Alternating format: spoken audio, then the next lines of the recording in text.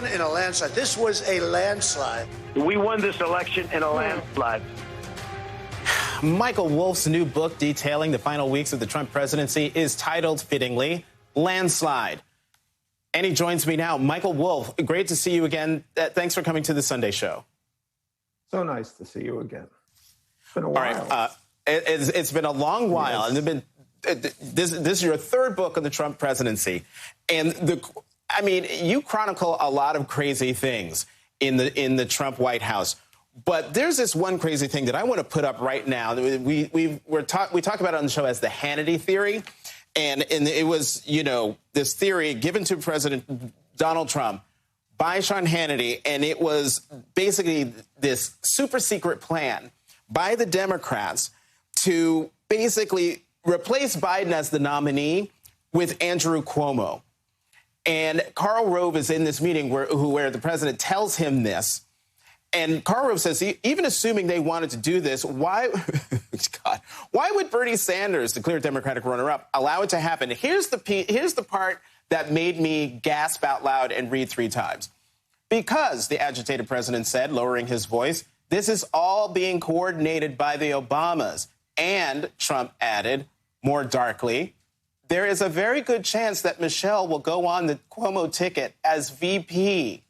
This is where Karl Rove says to Pascal, my God, where did he get this from? Sean Hannity. Sean Hannity, Rove repeated. And Pascal says, POTUS believes it. If you could call Hannity and tell him to let up, that might be good. Michael, seriously. Well, on one level, you got to say it's hilarious. And, right. Karl Rove is that they called Karl Rove, because they were, they had to convince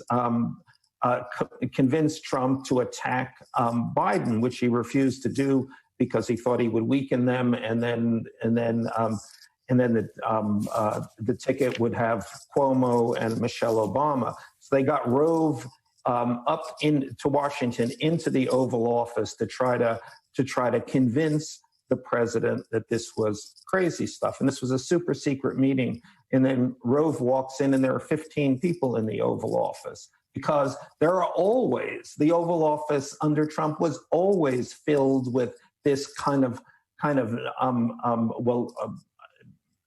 there are people in the Trump administration who always called the Oval Office the Star Wars bar scene.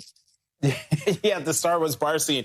I think it's on Los Islas, if I'm pronouncing it correctly. And as in your first book, you sort of you previewed at the beginning of the Trump term what we all ended up seeing throughout 4 years. And if past is prologue, Donald Trump has a reaction to your third book about him. And I want to put up the statement from Liz Harrington on behalf of Donald Trump, where in the statement, it's a tweet, all these stories from the Michael Wolff book are not true. Wolff never asked President Trump about them. If he had, he would have refuted them. Fake news, exclamation point.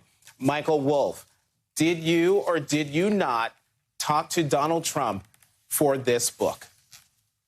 I spoke to him for several hours, almost 3 hours, and then followed by dinner with the president and the former first lady. So we talked endlessly, exhaustively, or at least let me put this another way: he talked endlessly and exhaustively. But the other thing is, because I know how Trump works, I know this. So just to head this off, I also submitted to him and his office an exhaustive list of all of the fact matters in this book. So they have seen everything in this book beforehand, and certainly the people in his office who I was dealing with actually complimented me for my remarkable accuracy. And Michael, real quickly, I remember from your first book, you sat in the West Wing lobby for days on end, talking to anyone and everyone who came through. Did you have actually months on end?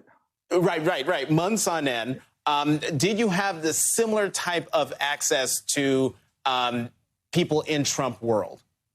Yeah, no, because as soon as I had started this book, one of the people in Trump world who I was talking to told the president that I was, or the soon-to-be former president, that I was doing this book, kind of, I think, to warn him.